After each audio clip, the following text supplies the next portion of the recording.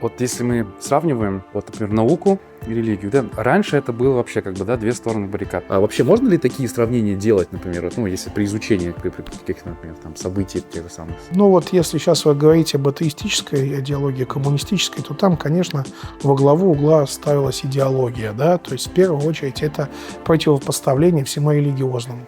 Но если брать науку целиком, брать ее чистую, очищенную от идеологии, то можем сказать, что многие ученые это были верующие люди. Чарльз Дарвин, у него были такие слова сказаны, что если мы ищем вот это звено, которое связует человека с обезьяной, я скажу вам просто, что он навсегда прикован к престолу Божию.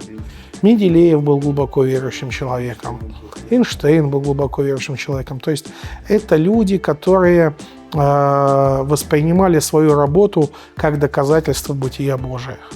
Господь же ведь Он действует разными путями. Его пути неисповедимы. Поэтому как это двигалось создание этого мира, как создавалось творение, сложно сказать об этом. Это тайна, которую Господь сохранил, которую мы только описали своим разумом.